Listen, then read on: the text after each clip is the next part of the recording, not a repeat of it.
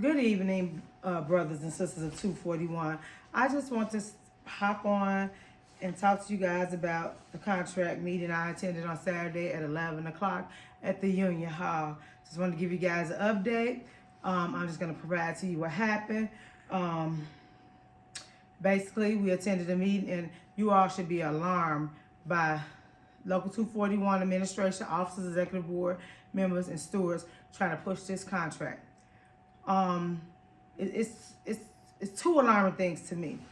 One is that President Hill has been negotiating this contract since the original contract expired December 31st, 2023.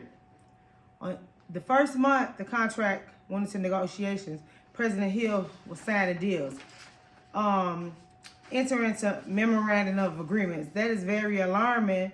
One being the 8-hour guarantee. Now, I have this paper and I'm going to share with y'all the paper. I'm going to put it out for everybody can see it. I want you to look. Keith Hill's signature is on there and somebody from CTA signature on there. It's no attorney's signature on there from CTA nor 241. This document is dated 1/16/2024. That's 16 days into the new contract. Now, you guys got to remember that we signed a short contract, which was illegal because, according to our bylaws and constitution, in order for us to enter into a short contract, the international president would have to sign off on it. I personally wrote a letter to the international. I haven't got a response back, nor have I been provided with the international's blessing to enter into a short contract. With that being said, that was a legal contract. And this document shows right here how there's more to this current TA that President Hill and his administration is trying to put out. This is why I continue to ask for the full TA, and it is unlawful. It is a ULP, unfair labor practice, to not give any member a copy of a contract when requested. So when the union says, oh, Ms. Williams, she costs us a lot of money, they're correct. They're not lying on that because they're not transparent. And when they don't give us what we need, I automatically email the international, asking for their help. When they don't give us their help, I go to the labor board and file unfair labor practice. So if President Hill does not provide me with a current copy of the TA and the contract book, I will be filing a ULP against this local. There will be no rumors. That is the actual truth. Additionally, President Hill started his meeting off and he told the members at the meeting, if you need a copy of the contract book, see me when this meeting is over and I'll give you one. Me and all the people at the contract meeting yesterday asked President Hill for a contract book. We did not receive one. Mr. Hill looked at us like he was scared or whatever. He told us in the beginning of the meeting that he had contract books for us. By the end of the meeting, we asked for those contract books. He said Mr. Gatewood to look for him. Mr. Gatewood came back without a contract book. We were at the union office. They should have plenty of contract books on hand, accessible. How are they negotiating if they don't have a contract book on hand? That tells you that this administration is definitely selling us out, and there's more to this TA than what they're telling us. So with that being said, we talked about the 8-hour guarantee, and let's talk about it for a minute. Now, Mr. Hill writes in the TA he wants to extend the 8-hour guarantee extended. Why are we extending something? We are currently in contract negotiations. You know why we extended it? Because this current agreement that he's in, that he wants to extend, is non-presidential setting. That means it holds no value. They tell you in here that it can't be used for future collective bargaining and negotiations. So Mr. Hill is telling us out. This is not my opinion. This is what he signed his name to. Him and I don't know who, because you can't tell the signature. You can't, Mr. Hill scribbles the date that he signs his name, but you can just check into who CTA signs their name, clear as day, 1/16/24. So when Mr. Hill comes to us and tell us, oh, we're going to get the 8-hour guarantee, Well, he illegally made a TA. That's why we didn't get nothing for the first 6 months of the last contract, because he had already been negotiating, claimed he did it. It's documented when we took the ratification vote that we took the vote to extend the current contract and to accept a 4% raise. That was just to secure, when the DNC was here, that it all went well, that we was well-behaved little girls and boys and came to work and make CTA look good, as we did, as we always did. And now we're in contract negotiations. We can't get anything. Shame on CTA and the union. And in Mr. Hill's last live, he said to y'all, I don't care about nothing else. This 8-hour guarantee is the most important thing. He's right if it was truly an 8-hour guarantee.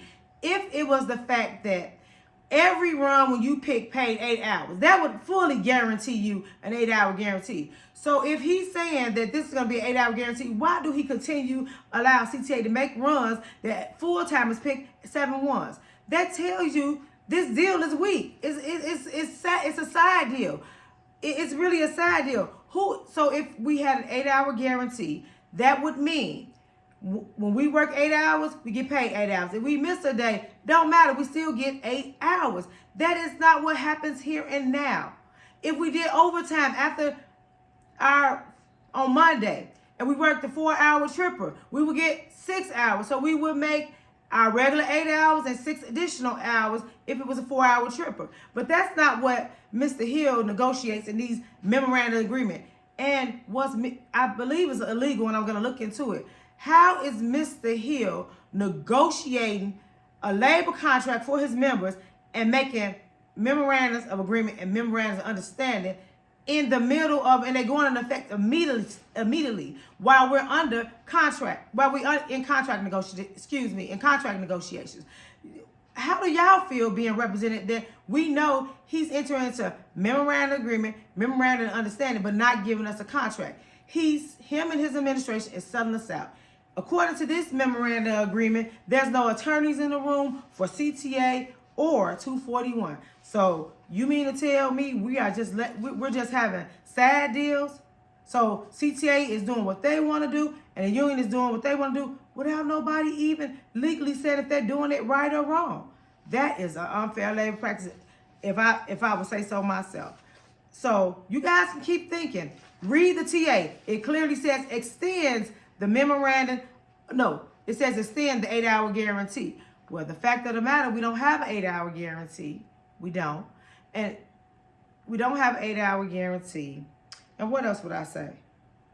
And it's illegally done because we were in contract negotiations January 1, 2023, and January 1, 2024. And Mr. Hill and the Chief Transit Officer entered into a memorandum agreement, but we didn't get anything. All we got for that, our last contract was an extension. We extended the current contract, and we got a 4% raise. Now, I'm going to put this paper out here so all the members can read it for yourselves. Something else I want to say. And this, Mr. Hill says he has provided us with the whole TA, right? He says that, and this is why I question him. Healthcare is a part of the TA. So, retirees are part of our union. On November 21st, 2024, President Hill, he didn't put this on all the properties, he put it out to the retirees. Look at the dates, you guys, okay? Because I'm gonna put it up. It's gonna come up on my, it's gonna come up anyway. But he put out how he negotiated to keep them health care. Well, I thought the ACC Trust was there for them to keep health care. So health care is a part of contract negotiations. You just don't open the door and negotiate with CTA about who's gonna be the provider, whatever. Mr. Hill didn't put that in his TA, that he secured health care for other people. So that's something missing out the TA. So that's why I continually question Mr. Hill about where is the rest of the TA? Where is the language? Where's the language that you and CTA sat down? And I've demanded it. I demanded it from Keith Hill. I sent the letter to I don't know if I included the international in the email. So I'm waiting for the whole TA. If I do not get it, I will be filing an unfair labor charge against the local for not providing that to us. To add insult to injury, at the union meeting we talked about, what else did we talk about? I got a few notes here. We talked about, safety. So another member, it wasn't even me, believe it or not. I was so impressed by this young man.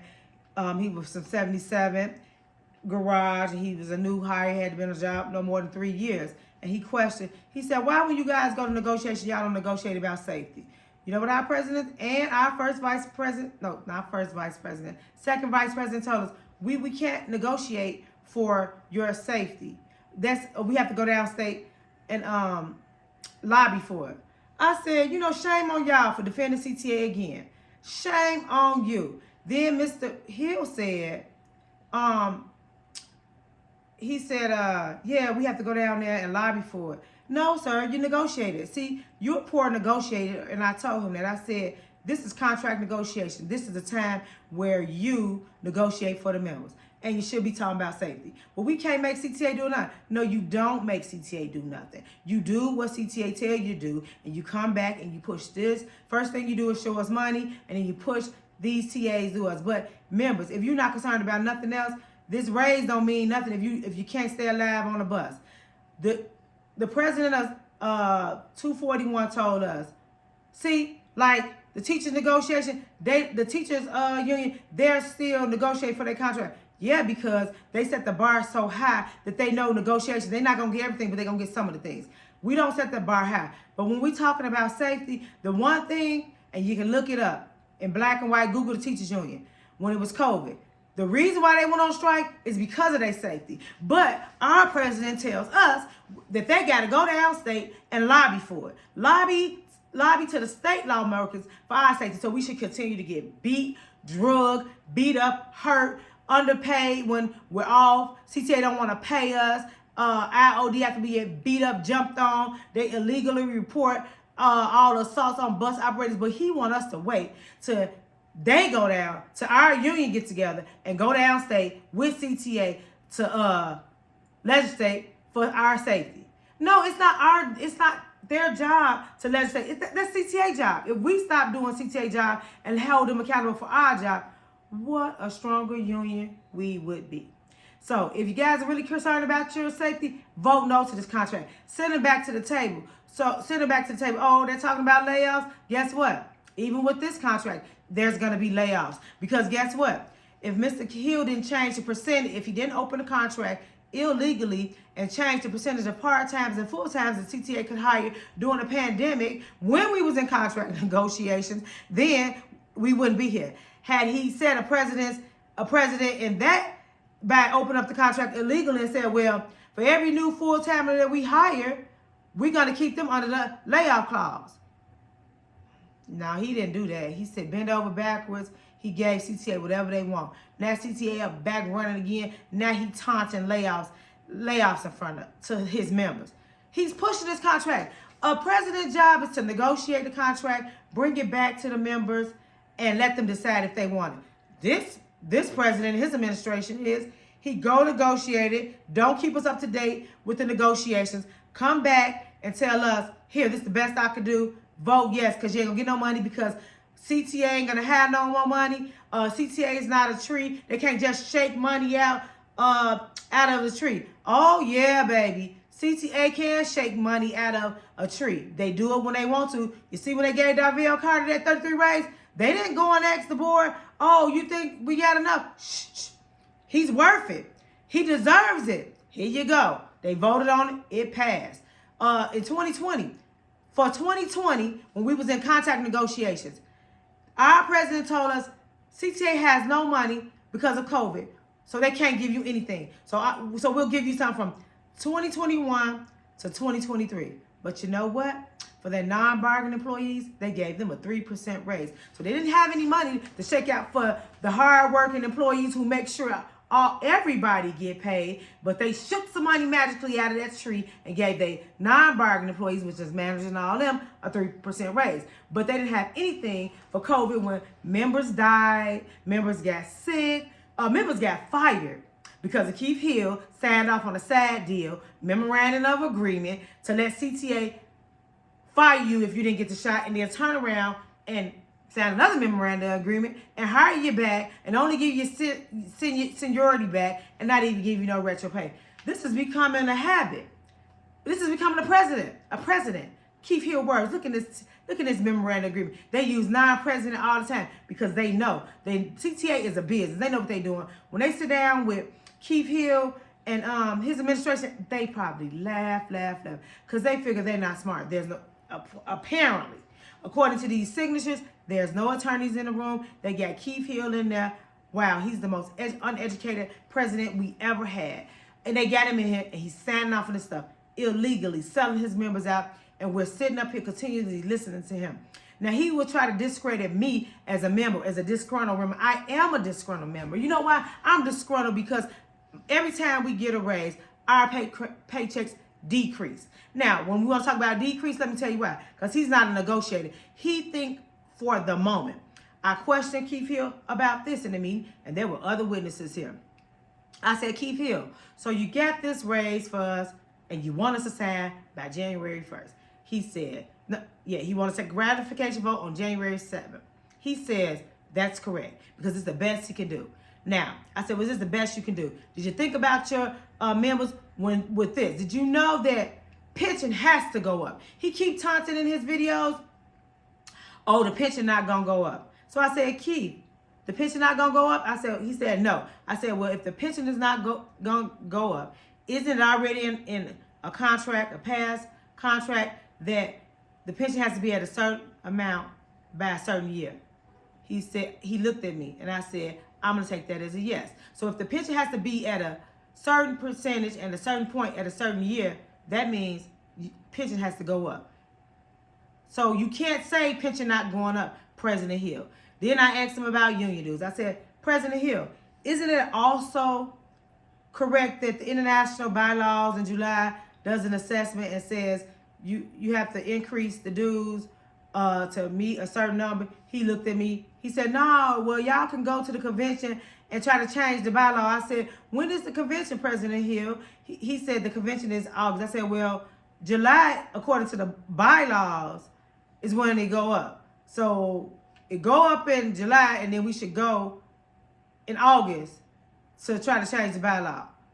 Yeah, it makes no sense. You should think about that. Then the second vice president said, well, and they always try to play against us, against our sister local. They said, well, you know how much 308 is paying? I said, yeah, I kind of do know how much 308 is paying. And that's what brings me to this question. Because right now, y'all said we're not at where we need to be. So if 308 paying $88, $90, $100, and we only paying $77.50, how much could our union dues go up? Could it go up to $100? Absolutely, to meet to where we need to be. And that would be all after the members vote for this particular contract to go into effect. So we got healthcare, pension going up. Oh, I didn't talk about healthcare. Then I asked President Hill about healthcare. I said, in the current contract, isn't it already set that healthcare go up every year? He looked at me and he just stared at me. I said, I'm going to take that as a yes, Mr. Hill, because it is. Healthcare went up. It's to go up every year. And so that includes, he's going to say, well, you can use the Motivate Me or the wellness program that he talked about in the TA. And if you do that, your healthcare, you can save a little money on your healthcare. Is that your best negotiation? That we should bow down to CTA and enter their wellness program so we could potentially be fired with the fit for duty that you put into the last TA or the TA before that? So, you know, it's people already struggling. So you need to think about your membership when you tell us to sign up for certain things. You're a strong negotiator, but not for us. Definitely for CTA. Members, we have to wake up. I am not taking a personal attack on any officer or executive board member or steward. I'm taking an attack on people who's supposed to represent us, and they're not. My feelings is not personal. They're not. I just want us to grow. We supposed to grow. You know, the goal here working at CTA is to get the bag, to secure a pension. But the way that we're living now, our salaries just look good on paper. That has to stop. Members, also, President Hill, the most important thing is, and you could, there's no argument here. Do me a favor. Email President Hill. Ask him for the current, don't call him, Don't talk to him because we won't have proof that we did it. Email him and ask him for a copy of the current contract and a copy of the TA he just negotiated with CTA. It is illegal and unfair labor practice for him not to give it to us. See if he give it to you by January 7th before you vote on it to ratify this contract. While he's pushing the officers and the executive board and the stewards to come around to the garage and sell this contract to you, I'm asking y'all when they come around, because they're coming from the union office, tell them to put some contract books in their bag and pass them out to the members while they selling you, while they telling you this is a great contract and this is the best ever, historical. So while they're doing that, make sure they give you the information in black and white and see if you get it. So if they can't, I even challenge you this. If they can't give you an updated contract book to so you can look at before you vote for this current TA, then vote no. So I challenge you that. It's your right.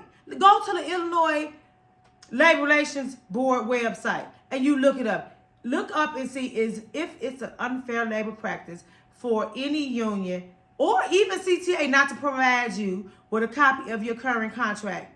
See if it's unfair labor practice. But I'm gonna challenge you members to this, and because I know I find information.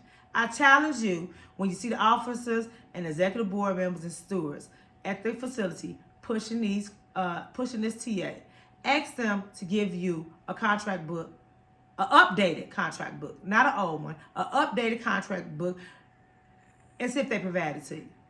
And if they don't provide it to you, vote no and send them back to the table to renegotiate a contract. But not only that, members, when you vote no, and hopefully you will, and they go back to the table, come to the union meeting. Let's put some motions on the floor and demand some things that we want.